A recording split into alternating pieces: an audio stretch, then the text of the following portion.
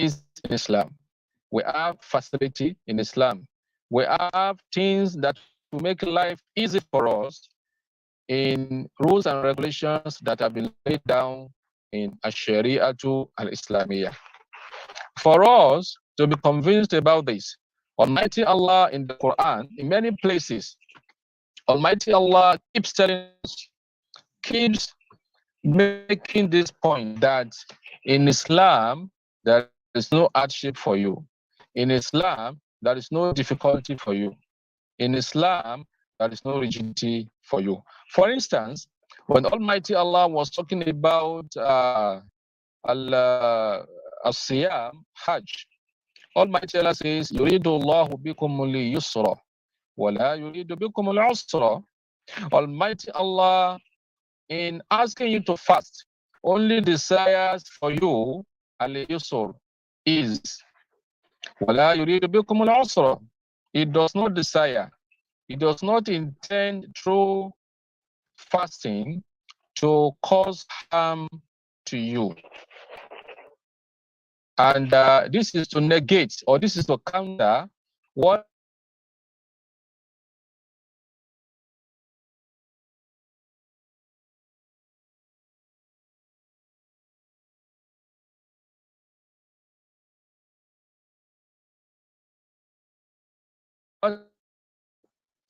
is it just on my end?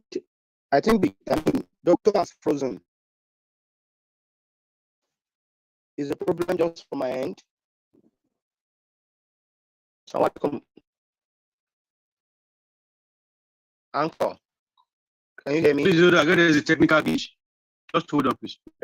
Peter is having issues with that. I think somebody should reach out to him. Somebody should reach out to him to let him know about it. He may not know.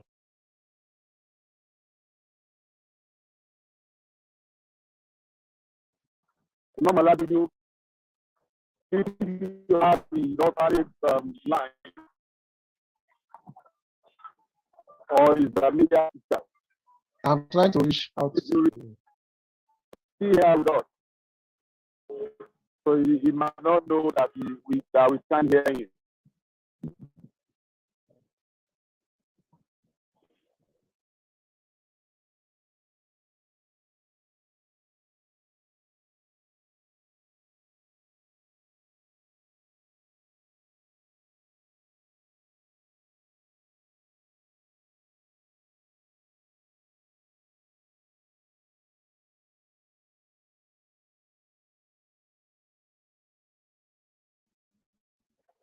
Please, Sandy, do bear with us while the lecturer fixes the network. I'm sure he must be making efforts to do that too. Dr. Abdulhamid, you can hear us. The mic is muted. Please unmute your mic, sir.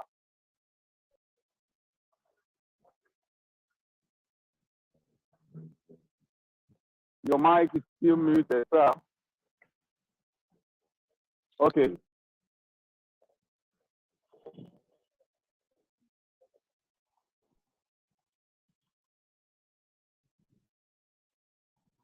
We still can't hear you, sir.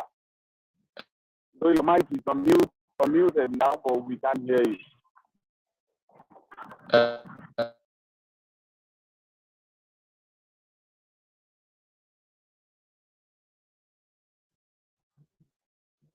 Hello. Yes, Hello. Assalamu alaikum. Assalamu alaikum. Now, I'm sorry there was disconnection. Sorry. As I was saying. Oh, he's going to reconnect with us. Okay, now I'm back. Can you hear me? Loud and clear. The point I was trying to make, okay, before the disconnection, the point I was trying to make was that in Sharia, there is no hardship, there is no difficulty, and there is no rigidity in all ahkam. And divorce is not an exception in this regard. And this is why it is absolutely a solution to marital problems. In the Quran, there are many verses where Almighty Allah has made this point clear. Now, earlier, I was making reference to what Almighty Allah said regarding fasting, that yuridullahu bikum al-yusra wa la yuridu bikum al-usra. That in fasting, Allah does not desire, or Allah does not, Allah does desire for you yusur, ease, and He does not desire for you hardship. Meaning that He does not intend to punish you by asking you to fast. And these applies to all ahkam of the Islamic law. Though there may be, people may think that a particular hukum of Sharia leads to hardship or adversity, and this will be at the surface. But after deep thought, after deep consideration of situations, it will be very clear that certainly these laws of Allah actually lead to ease and facility for human beings. And the reason why people or Muslims may not appreciate this initially is due to our limitation in terms of our reasoning and in terms of our wisdom. And that is Allah, in another verse in the Quran, Allah makes it clear that there are some things that we may detest, but in reality, they are good for us. And conversely, there are some things that we may like, but in reality, they are bad for us. Allah says this regarding jihad in Surah Al-Baqarah, when Allah says, كتب عليكم القتال وهو كره لكم وعسى أن تكرهوا شيئا وهو خير لكم وعسى أن تحبوا شيئا وهو شر لكم والله يعلم وأنتم لا تعلمون. So the point I'm trying to make here is that it is a matter of principle in Islam that there is no room for real hardship and there is no room for real difficulty. Though in instances or situations whereby Muslims may encounter some difficulty or hardship in worshiping Allah, in carrying out some act of worship, in these situations, Almighty Allah has provided what can be regarded as rukhsa, concession, or legal license. Especially during fasting, for instance, Almighty Allah exempts two categories of people from fasting. That is, al-musafir, the traveler, is exempted from fasting in the month of Ramadan because of the fact that he's on journey. Though later he will pay back the day that he missed. Another category of people that is exempted from fasting during the month of Ramadan are sick people.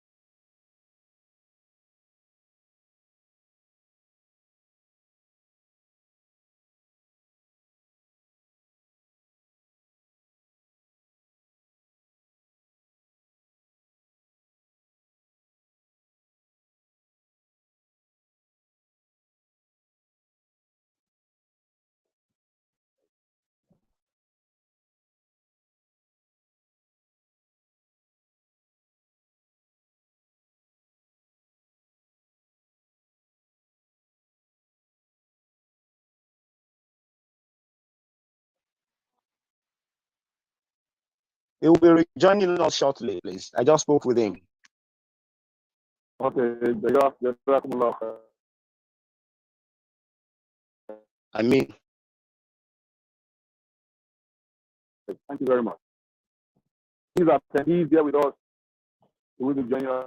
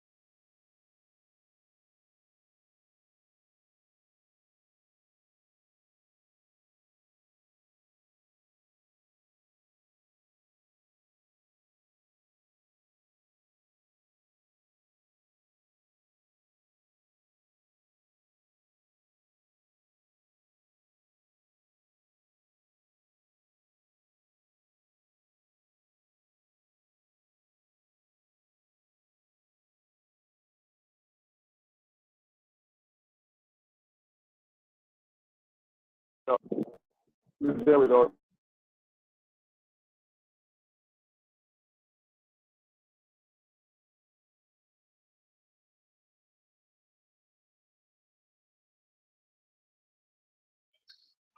Dr. KK, can you please keep us busy?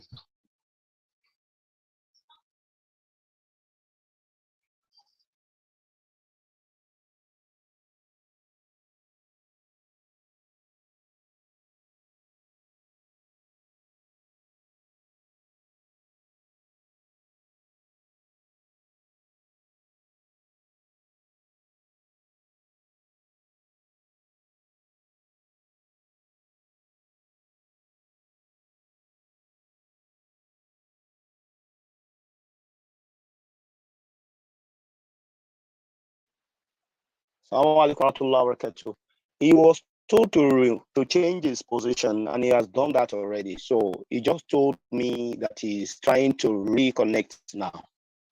So we should expect him to join us soon. Thank you for bearing with us. Assalamu alaikum. We hope you join soon.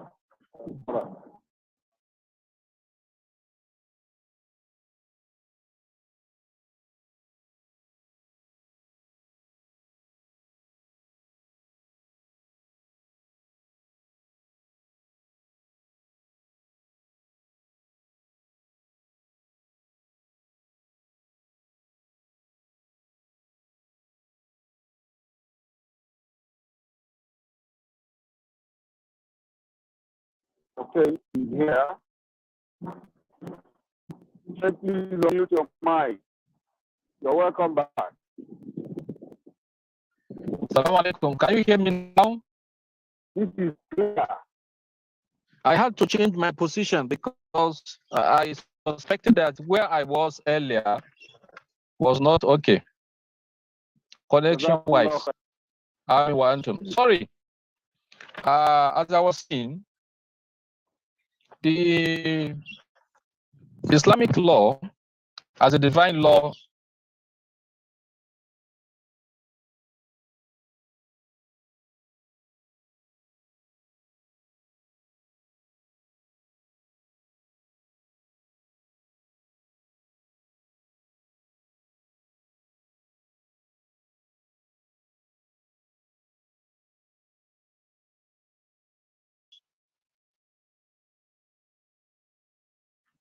Wow. Network will always be the network.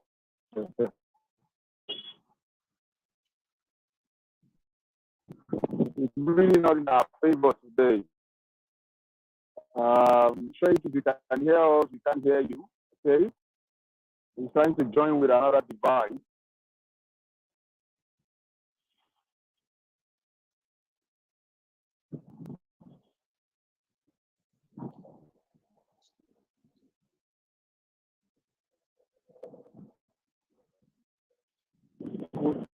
We will need.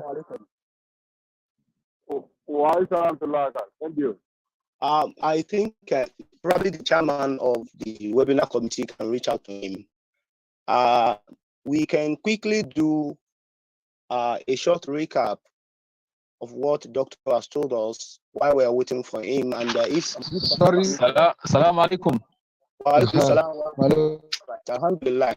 Subhanallah. Astaghfirullah. Probably we have not done enough al-isti'adha before we started. That's why. Once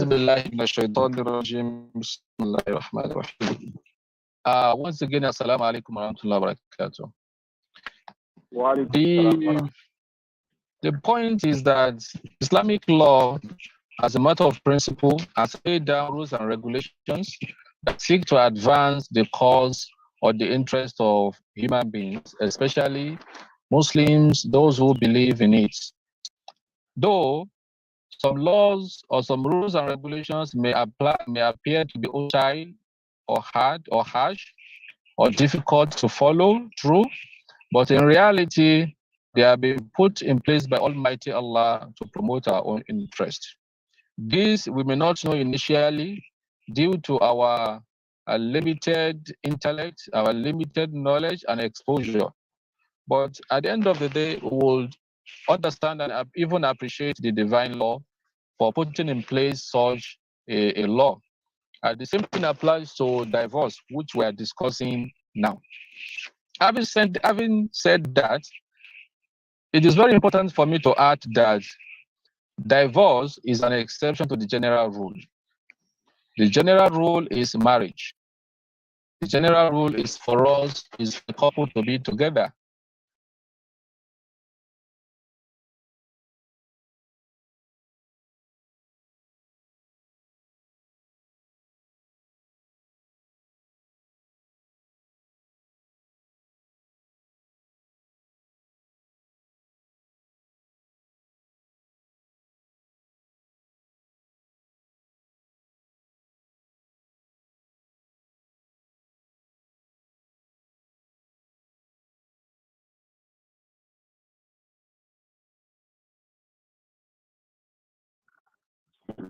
It's really unfortunate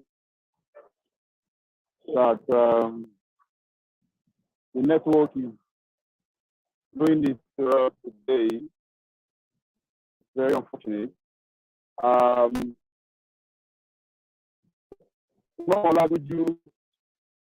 don't know if I've been trying to reach out to him, but I couldn't do that. But Dr. KK is here with us. He's the plan B for the topic. I can see Dr. KK has just been promoted to the panelist group. I want you to please reach out to our guest speaker first before we have Dr. KK to take over. Please reach out to him. Probably we should do another time where we can be at a place where the network is fine. I don't want a situation, I want to save us from a situation where Dr. KK would start and would have made us to move to another place better. Okay, no problem.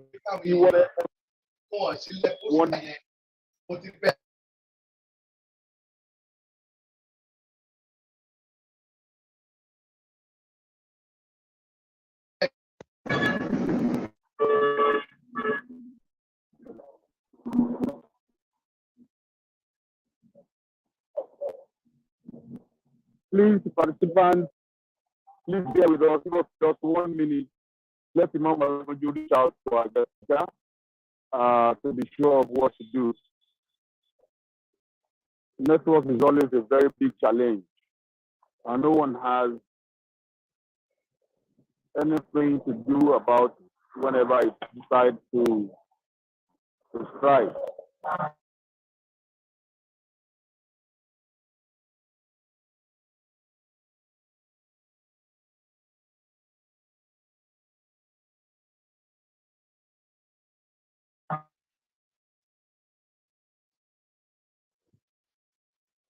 Assalamu alaikum warahmatullahi wabarakatuh. Abdulgani Raji is speaking. I think in order for us not to lose out completely, because it appears that the network challenge from Dr. Abdulhamid Sendi is now becoming a recurring decimal. We can have Dr. KK just to save time. Like you said earlier, we can reschedule Dr. Abdulhamid's lecture if the network will not allow him to be fully present for today's webinar. So we can reach out to him, we can reschedule his own lecture. So Dr. KK, since he has been informed as that he will be our plan B for this webinar, we can take over. Is our plan B? You can take over to save time, please. Assalamu alaikum. The NGO has spoken. Dr. KK Busari. Dr. KK Busari is our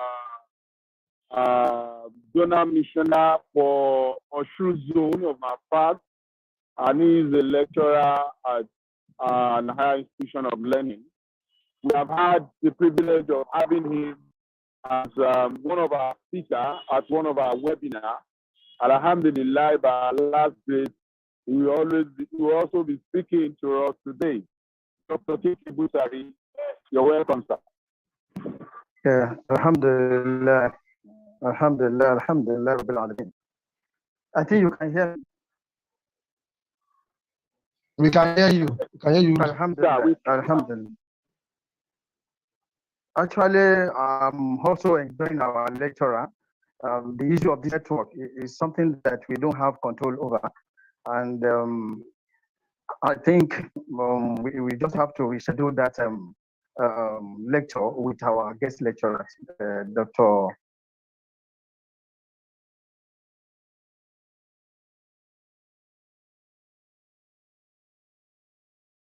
From University of Illinois, Dr. Abdulhamid Admos.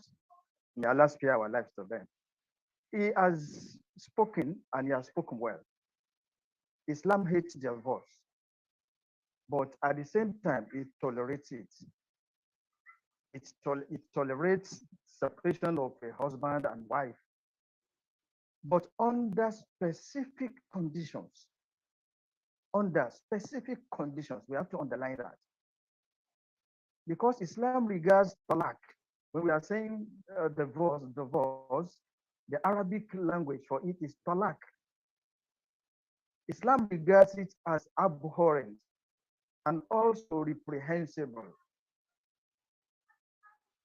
The prophetic tradition, as reported by Imam Sadiq, says, and this is from Abu Abdullah, he says, Inna Allah Ta'ala Azza wa Jalla yuhibbul bayta alladhi fihi al-urs wa yabghudu al-bayta alladhi fihi at-talaq wa ma min shay'in abghadu min at-talaq. Sadaqa Rasulul Kareem.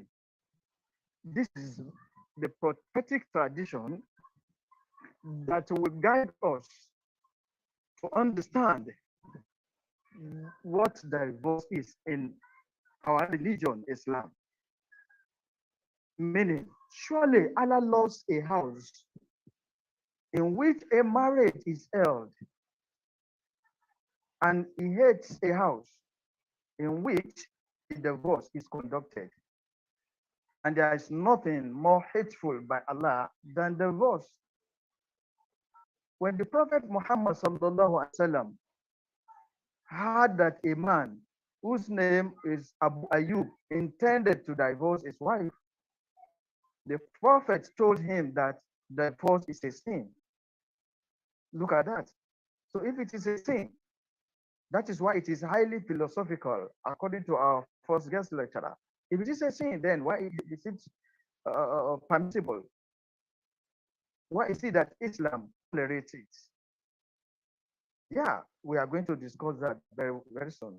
It was also reported that Angel Gabriel, that is Jibril, admonishes about wives until Abu Ja'far, that is one of the followers of Prophet Muhammad sallallahu alaihi wasallam, until he presumed that divorce is not permissible at all unless a wife performs an explicit act of unfaithfulness and infidelity. That is fahishatun mubayyina. Imam Sadiq was reported to have said that marry and do not divorce, because surely divorce shakes the throne of Almighty Allah, and that is Al-Arsh. Islam holds divorce as an ugly and vile act, which must be avoided within the bounds of possibility, as it even rocks the arsh of Almighty Allah, as we have just said, though it has not been forbidden for many reasons. It is severely condemned. In order to prevent divorce, that is talaq, Islam campaigned against its causes, some of which are mentioned as follows. So which means I am about mentioning the reasons why divorce happens. Number one is disheartenment of a husband for his legitimate wife, and the fondness of a husband, and also his affection towards another woman. And this woman is not his legitimate wife. Because of this, among other causes that we can just mention now, is the lack of adequate hijab among women, and they are to do what is not permissible. When a man looks upon a woman who is very attractive and beautiful, like his own or even more than his own wife, he may become infatuated. He may become infatuated. Sorry, please, to interrupted you. Pardon? Will it be possible that you stop a video because of those that are following us on YouTube and Facebook, sir? I think you can hear me loud and clear. Yes, we can hear you, sir. Your video, possible?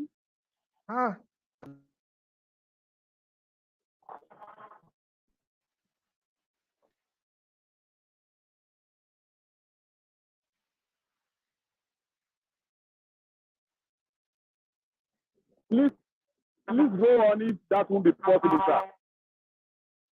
Okay. Please let me go on. Please, can I proceed? Please go on, sir. Thank you very much. I was talking about the causes of this, because there is the lack of adequate hijab among women, and therefore luring men. And when a man looks upon another woman who is very attractive and beautiful, like his own wife, or even more than his own wife, he may become infatuated with her, and he feels discouraged with his own wife. Gradually, he starts finding faults, seeking excuses, and picking quarrels which might ultimately lead to divorce in the house. In order to avoid this, look at the beauty of Islam. Islam provided a panacea for this. And what is the panacea? In order to avoid it, Islam enjoins women to use hijab, cover their attractions from man, and refrain from being alluring for other men, but their own husbands. Also, Islam directs men to abstain from looking at, joking, and playing with non-mahram women. A woman that you can have access to and ask for a hand, then whenever you have the opportunity to meet her, you should abstain from looking at her. You should abstain from joking with her, and you should abstain from playing with her. If their eyes see a non-mahram woman, they must not linger, but should immediately look away. Even there is a prophetic tradition which says, if you look at a woman and for the first time, you are covered, and you quickly look away, because you know that if you continue looking at that woman, another thing may come to your mind, and that will be the work of Satan, and should not allow Satan to take over the control of your heart. When you look away just at once, you are permitted. Don't look at her the second time. Don't look at her the third time. Don't continue looking at her, because if you continue looking at her, then eventually you commit zina.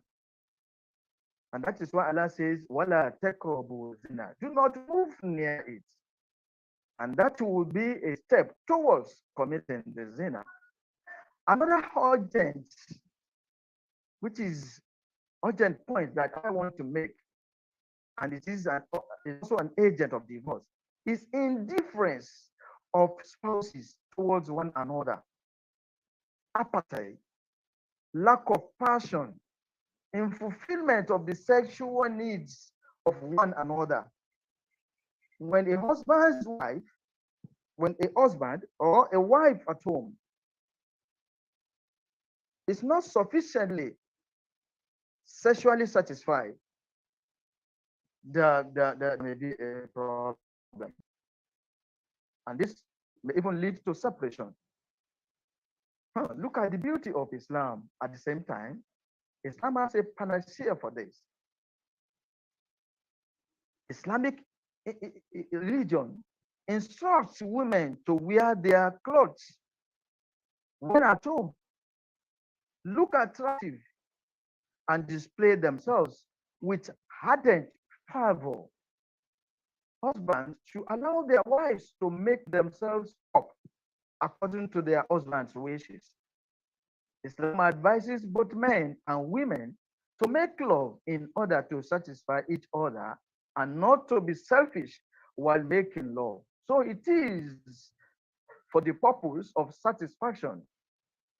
A woman should be satisfied, and at the same time, a man who is the husband should also be satisfied. One of them should not be selfish. So it means there is a purpose for this kind of play.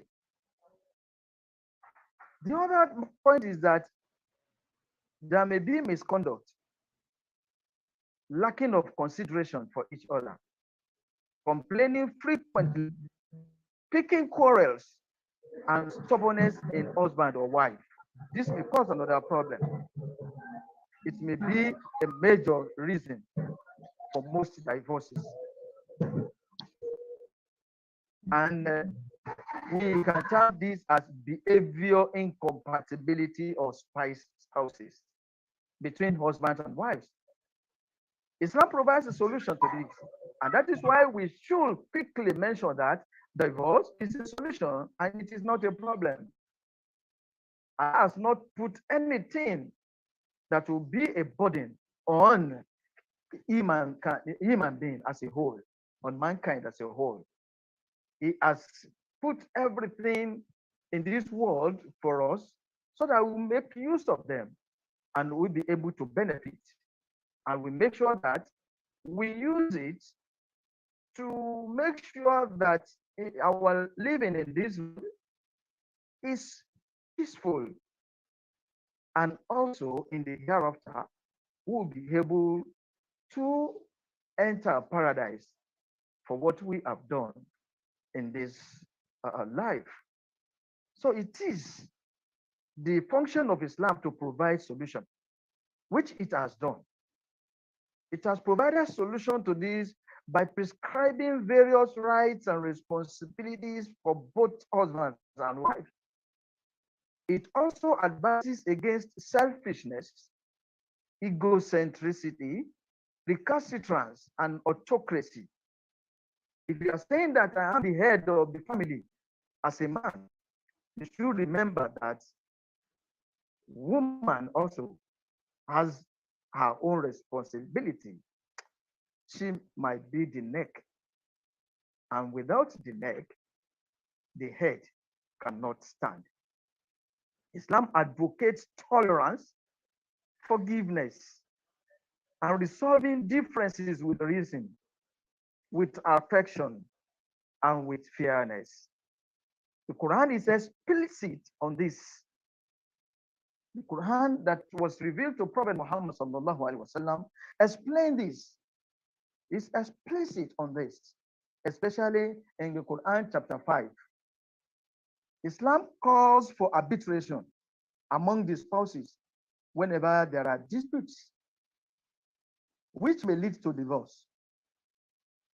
The team to form the arbitration panel consists of two mediators, one from the wife's family and the other from the husband's side. They may be related and they may be unrelated. Allah says in the Quran, Quran chapter 4, Surah An-Nisa, verse 35. And if you fear a breach between the two, وَإِنْ خِفْتُمْ شِقَّ بَيْنَهُمَا فَبُعَثُوا حَكَمًا مِنْ أَهْلِهِ وَحَكَمًا مِنْ أَهْلِهَا بعد الاستعاذة والبسملة. If you fear a breach between the two, then choose an arbitrator from his people and also an arbitrator from our own people. If they both desire reconciliation, Allah shall effectuate concord among them. Surely Allah is all-knowing and all-aware. A meeting has to be arranged with the spouses, with the husband and wife. By listening to them, you listen to both sides. And thereafter, the arbitration should advise, after listening to them, should advise in friendship and love each person regarding their mistakes and shortcomings. They should remind them of their responsibilities and enjoin them to forgiveness, tolerance, and observance of their duties. They should also be warned of the detrimental effects of discord and separation. Thereby, harmony will be restored among them, and this should be the focus of the arbitrators. The arbitrators should not have the intention of going to the marriage and dissolve it. And they should not even make any comment that will lead to separation or that will lead to divorce. That is talaq. So what we're saying in essence is this: the Quran has mentioned is that those people that should serve as arbitrators should be wise. They should have that wisdom, the wisdom to explain things, the wisdom to persuade, the wisdom to call the attention of spouses to the disadvantages that are embedded in at-talaq. If, however, after careful scrutiny and necessary action, the arbitrators still discover that the conflicts are excessively deep-seated and that the flames of marital love and affection have been completely quenched, and there is no hope for concord. After encouraging the two sides, both husband and wife, encouraging them for forgiveness, encouraging them for forbearance, then they may leave them to their own desire and their own method, or they should be advised to seek a means to settle the discord. In order to tell the whole mankind that Islam hates divorce, Islam has provided another panacea for it, and that is the payment of mahar, dawa. Mahar is for the wife, and a man who has paid the mahar of his wife does not have the right to take it back. And if he has not paid, he must pay it completely before divorce. Look at that. The religion of Islam contains beautiful lessons, and that may prevent talaq, or at least stall it. Also, we should remember that keeping and fostering children for the expenses of the children, which are the duties of a man, this is also a factor that may prevent talaq or even forestall it. When couples are together fostering children, mostly it is the responsibility of a woman. And this gives a man a better opportunity to work and fend for the family. By the time they are separated, the husband must take custody of their children and rear them, in addition to providing for their expenses. And combining these two assignments together is very difficult. We become very cumbersome. And also, children need more than the affection, and this cannot be provided by a man himself. This is the mere reason, and the more reason why, if a man contemplates very well the matter of separation, the matter of divorce, and examines the difficulties of such an action, he will be discouraged. He usually is discouraged from embarking on talaq, that is divorce. The presence of two witnesses is also another factor, and we should continue to have it at the back of our mind that anything that Islam provides for us is for our own benefits.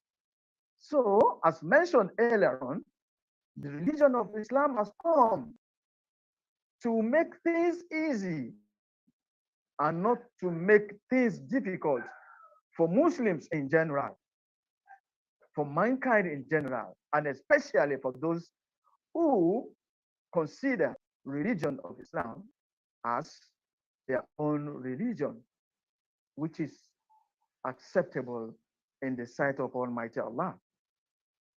In the presence of two witnesses, the recitation of the formula of divorce has to be done, so that the witnesses may bear witness to the whole scenario, if necessary, in the future.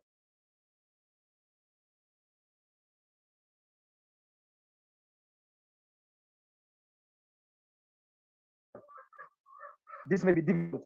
Telling you that you should consider this very well, contemplate this matter very well.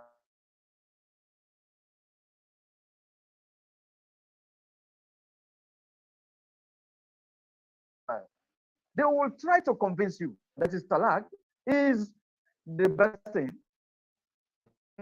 It will have taken you enough time, and that is why it may be difficult to attain. And before this could be attained, there may be a change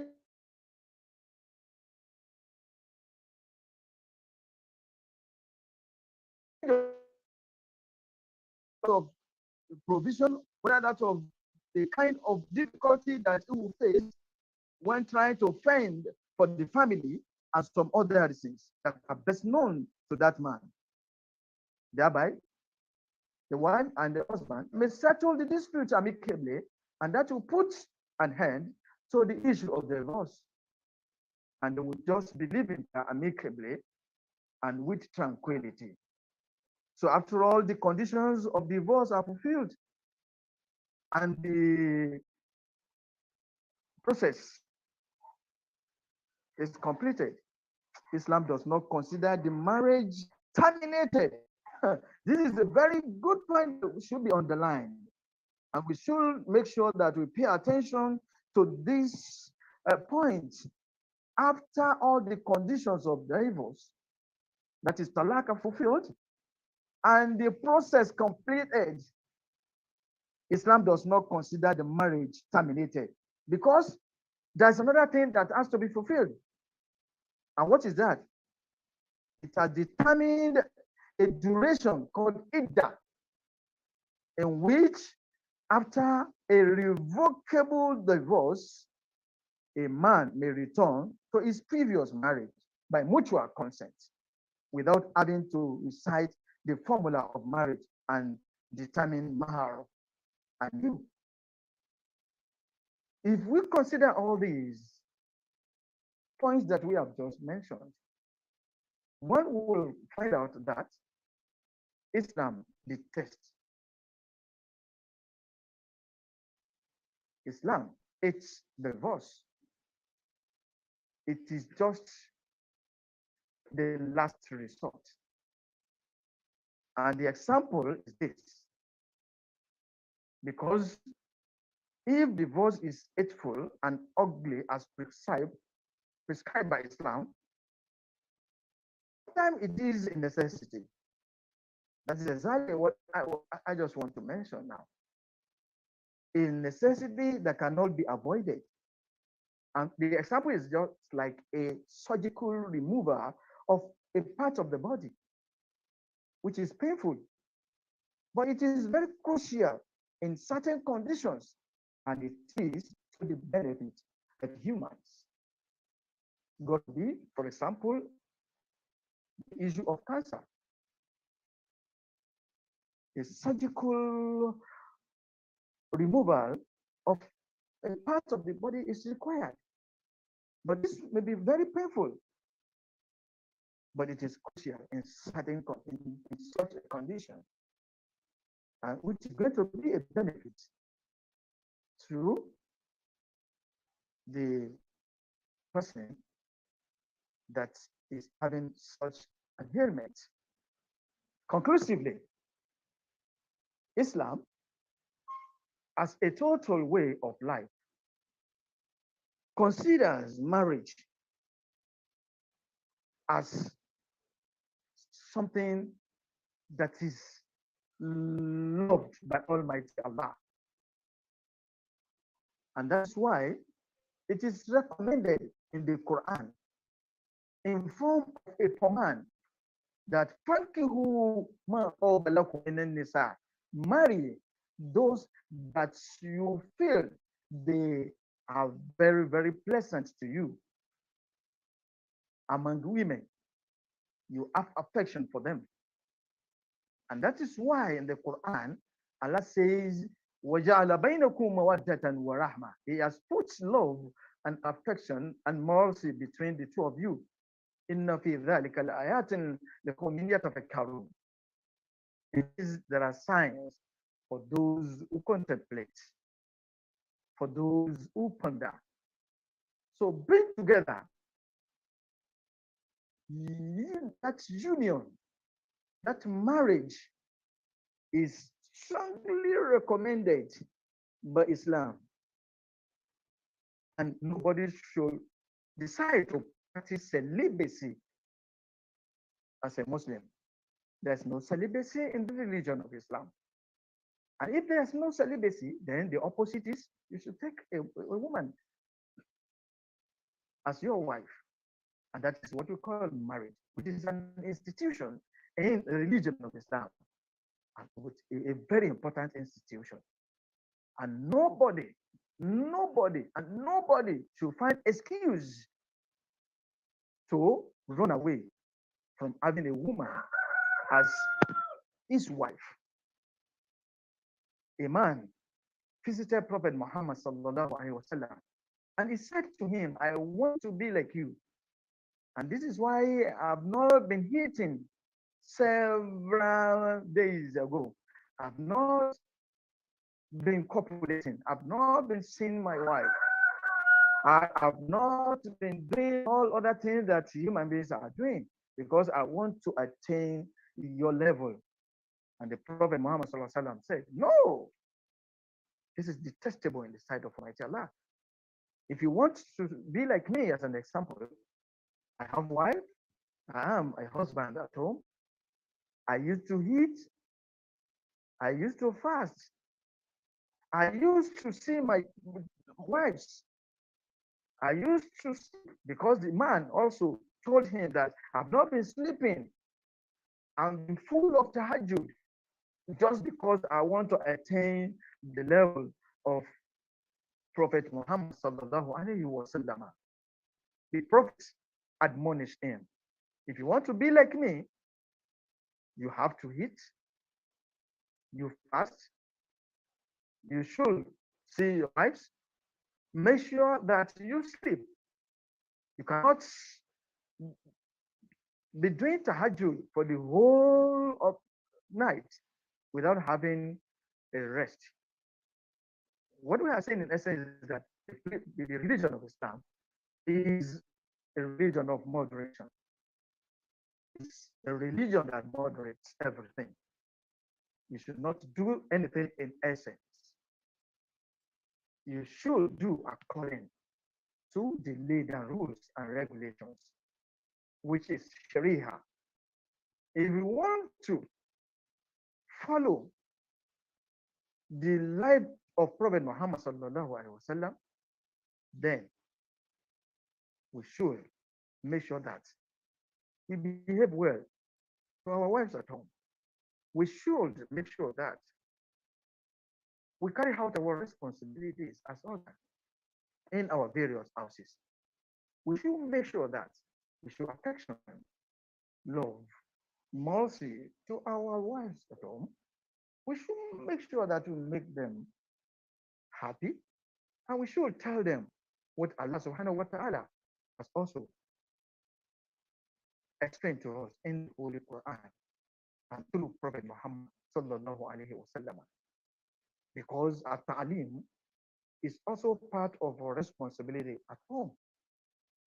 You have to tell your wife what Allah says and what Prophet Muhammad sallallahu alaihi wasallam says.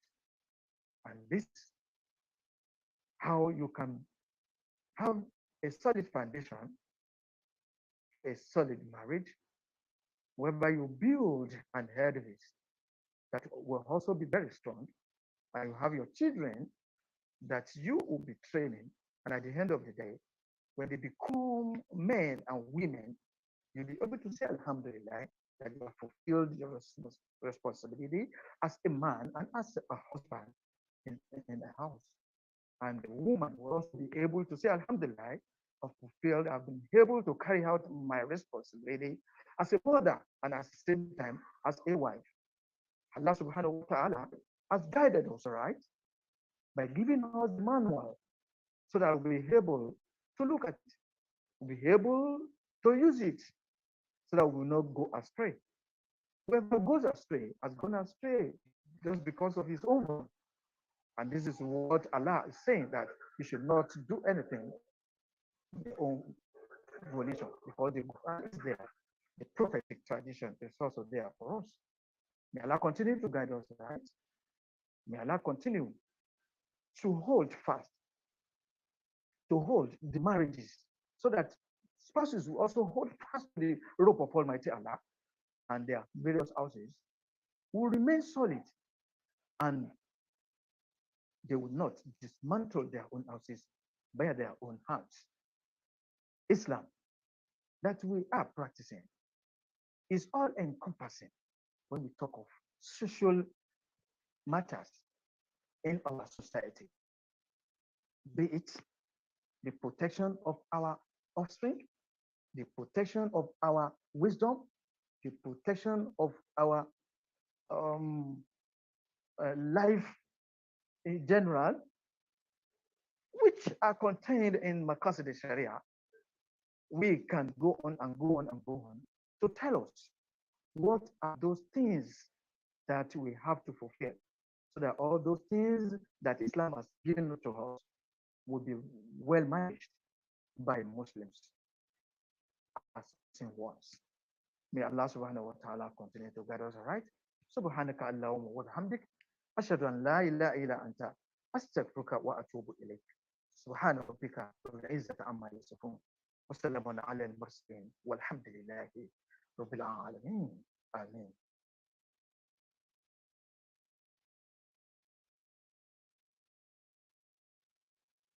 Allahu Akbar. We say Jazakumullahu khairan to our doctor, Dr. K.K. Busari, for that wonderful and educative presentation. May Almighty Allah continue to increase you in knowledge and wisdom. Let's collectively recite Surah Al-Kawthar.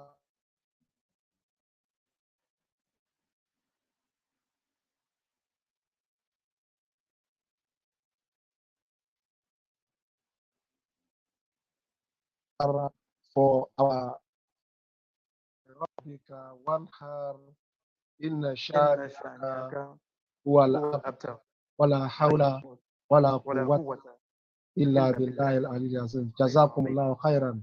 جزاكم الله خيرا. جزاكم الله خير الجزاء. Before we proceed, let me quickly inform us that our Dr. Abdulhamid Yusuf has apologized for what has happened today, and he requested for another day to present his lecture. Inshallah, we get back to every one of us when we have agreed on a date for him. So he'll be coming back to give that lecture, inshallah. Inshallah. Now, before we go to the closing remarks, we are now on question and answer. So any one of us who have any question to ask in the Q&A box, I can't find any question here except the greeting we have from our NDO, Sheikh Abdul Ghani Raji. So if you have question to ask, our doctor is here with us to respond to our questions. In the next 5 minutes, we will be treating Q&A if you have any question. Question, comments? Question, comments? Okay, in the absence of any question, so I will call on our NDO, Sheikh Al-Imam Abdul Ghani Raji, to give us closing remarks on behalf of the Chief Missioner.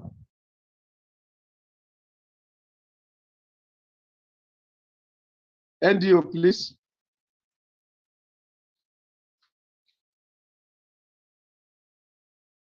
Imam Raji Abdul Ghani. Okay, there is a hand up. We have Alaja Hafsat. Alaja Hafsat. Can see your hand up. Okay.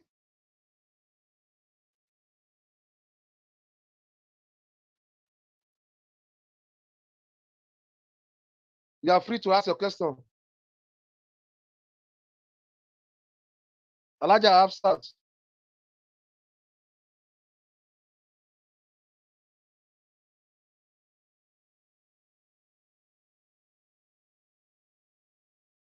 Okay.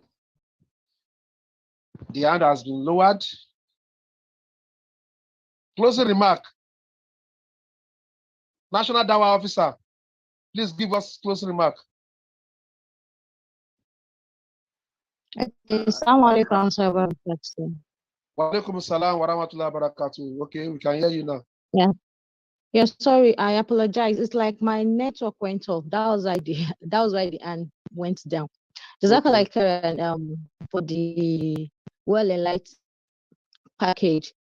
However, I have some kind of reservation because when doctor was talking, at some point he was like women should be more modest in their dressing. And I was just wondering, when Allah said they mentioned about their gaze, he knew what he was talking about. So I just believe some of our actions should not be as a result of the women action. We should always we are always who we are, no matter the environment and no matter the circumstance or situation we find ourselves. So, and it still boils down to the fact that women are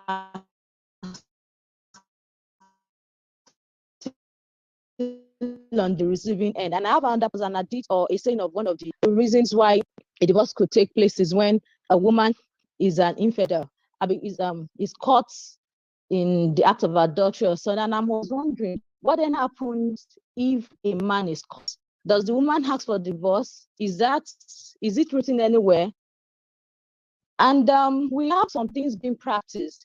Yes, it's a lot, but it's everywhere. I just think more sensitization should be done in that angle. We have people because they want to, they already have 4 women in the house.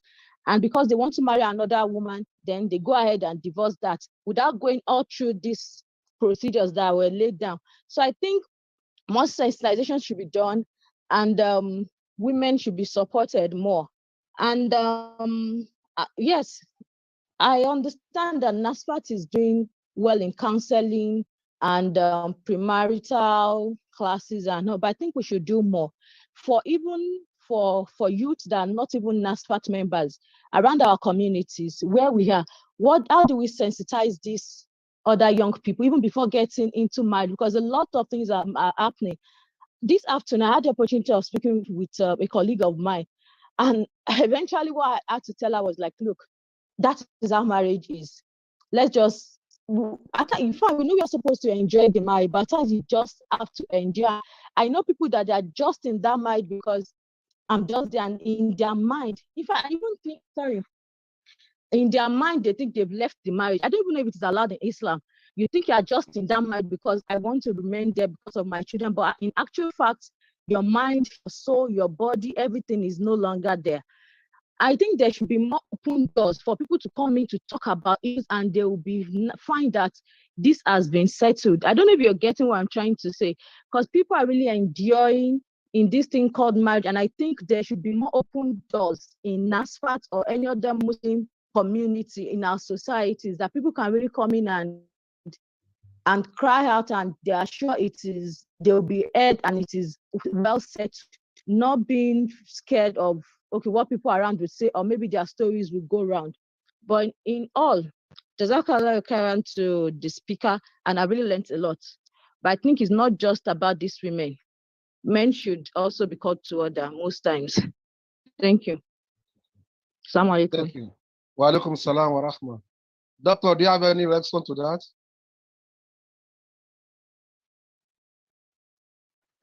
Let me make it Sorry, one more thing. And I think like it's practiced in some other places that I know. We have people that like role models, like godparents. Our fathers are mothers that they're having successful marriage. They have perceived successful marriages. Do they have younger ones that they tutor? I don't know if that's the right word to use anyway, but those that they mentor, like kind of mentorship program that, okay, I have these people under me and I can always know what is going on in their life. You don't just you don't just go for the nikah and after the nikah nobody knows what is going on again. You just leave them to their fate. So I think that kind of thing, if it is introduced, there'll be more improvements in the lifespan of marriages. Assalamu alaikum. Mentorship. Thank you. I think I can comment briefly. Can go on, sir. Thank you very much.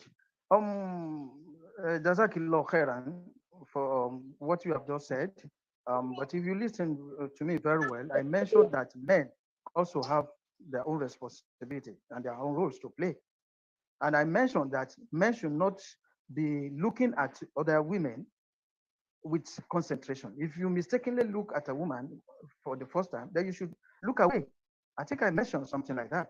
So if you women, if you do your own responsibility and men also do their own responsibility, then there will be no problem in our society, because there are stages by which zina, before zina can be committed. Number one, nadratun, you have to look. That is getting other women.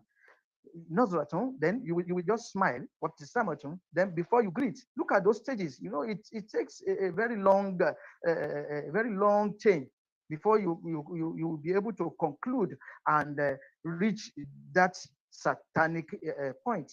What is wasalamu? Then wakalamu? Then you will start talking. You start your discussion with her. After that, wamu'idun. Then you now you tell her, this is where I want you to see me. This is where I will be expecting you. And finally, they will now meet her. If they are not married, if they have not fulfilled the conditions of marriage, then that will be dinner. So, okay. Assalamu alaikum, doctor. So I'm not against the issue of mentorship. It is okay, but I've mentioned that of men cautioning themselves by not looking at other women. So we have the roles to play. Women, you have your own role to play by covering your attractive places. Men, we have our own role to play by not looking at a non-mahram with all concentration, with all seriousness. Thank you very much. Yeah, Jazakumullah khairan. Alaja Muibat Ajagbe. Yeah.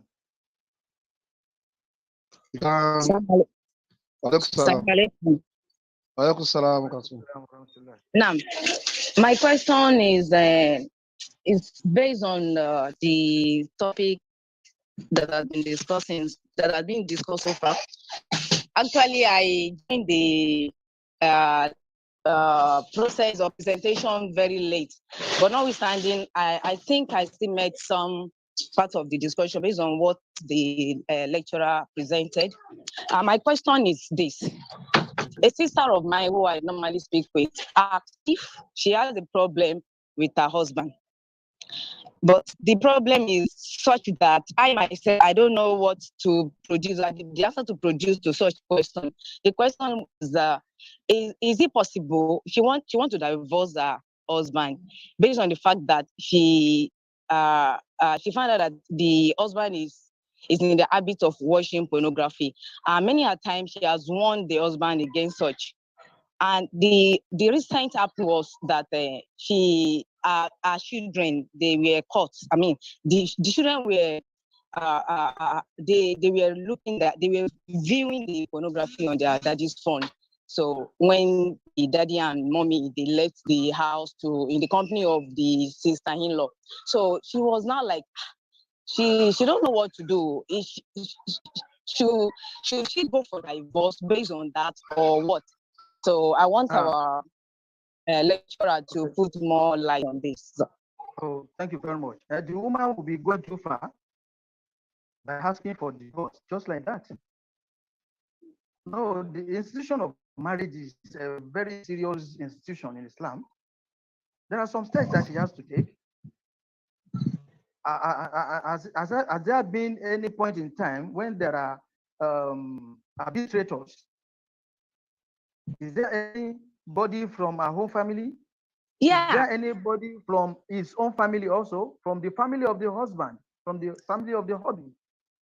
Yes, I think. When she told me concerning that, I told her, do you tell anybody? She said she told our mother-in-law, and the mother-in-law said anytime he repeats such watching of that pornography, she should let her know. Then when she connected the woman again, she said, okay, they call him, they talk to him, but still continuing in that act. So she was now again. The issue cannot be settled by that woman alone. The issue cannot be settled by the woman alone. It has to be from the two parties. That is, from the husband's family and from the wife's family. Because if something like that has not happened, divorce should not be requested for.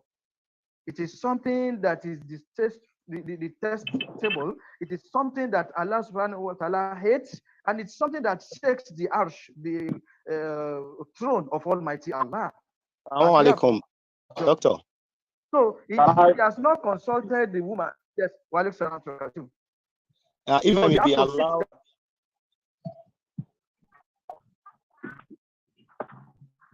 Hello, you're welcome. Assalamu alaikum. Wa alaikum salam wa rahmatullahi wa barakatuh. My sister said, one option that has not been tried, an option that has not been tried by the couple is talking to professional counselor. The man needs this an issue of addiction. It's not even what you should tell mother-in-laws, father-in-laws. They would not know how to handle it. And divorce will not solve the problem. The reason why divorce will not solve the problem is that there is no way you would not allow the children to visit their father even after a divorce. So if he's in the habit, now he has a wife, yet he still watches pornography. If he doesn't have a wife, he will do more. He will watch more pornography. And by the time you allow your children, when the children visit their father, then it becomes a bigger problem. So there is a need to talk to professional counselors. He needs to go through therapy. That is just it. Parent admonition does not work here. No, it does not work. Yeah, I really understand. He's addicted already. God bless you. God bless you. If that one is taking place, I think it should be with the knowledge of the husband's family and the wife's family, even if a counselor will come in, because it has to be in record. It has to be on record that this thing happened.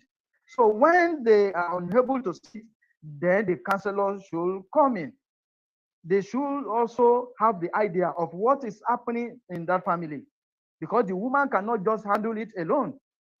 If she consults her own family and she consults husband family, then they now invite a counselor to counsel the husband. I think that issue will be laid to rest. That is just my own opinion.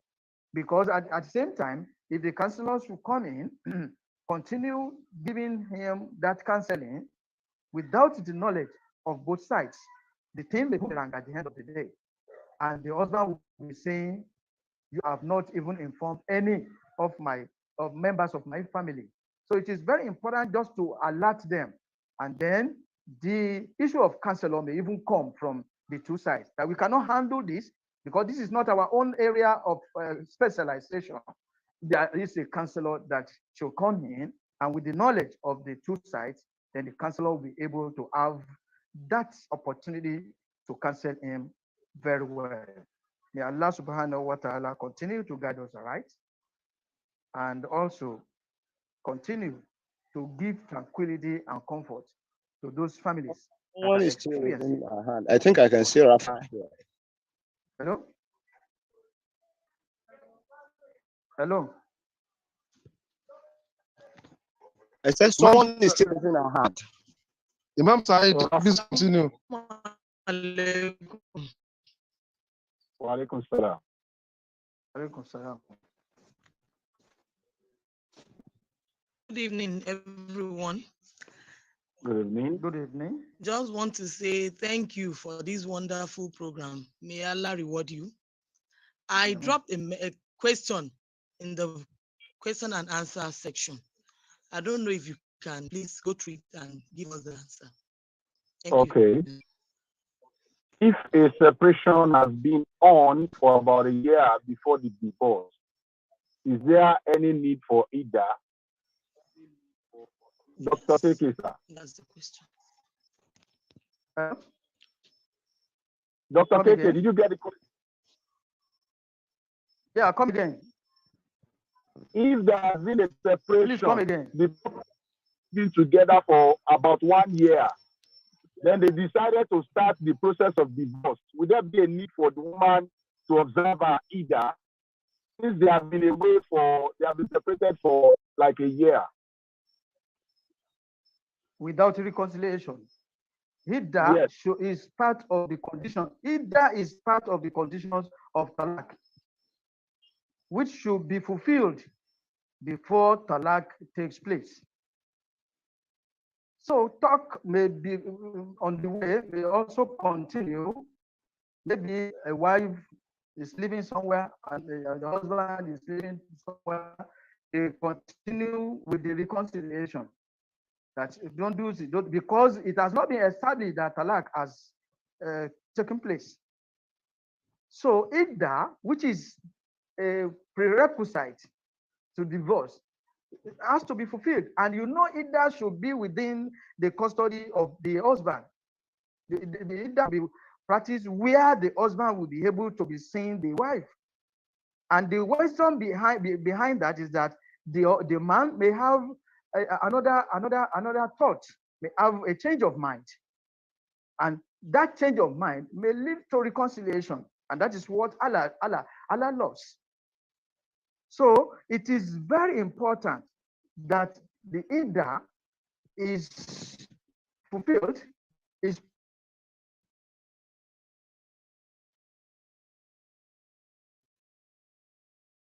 husband, not where the husband is living, but where the husband is, the wife should also be there to practice idda and then complete that period before we can say divorce has taken place.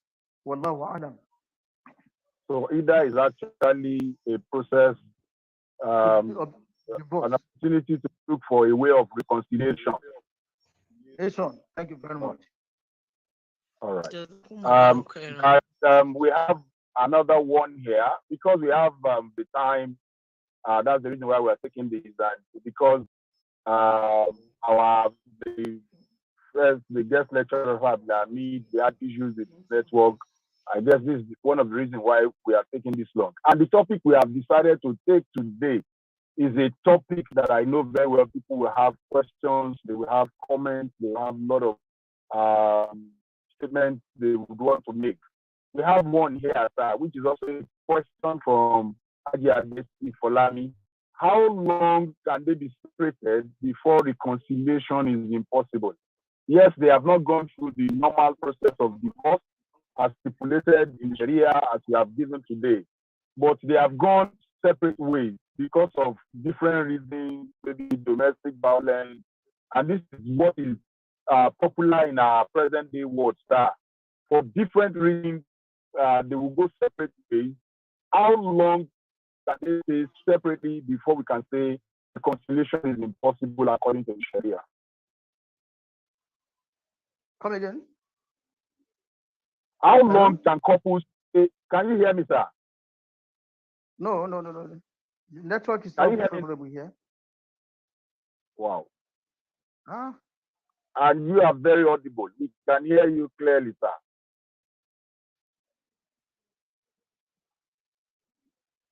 Hello, sir.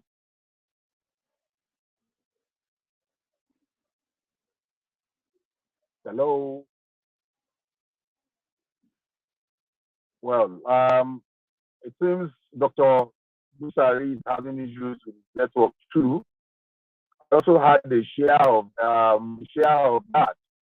That was why Imam Olatunji had to take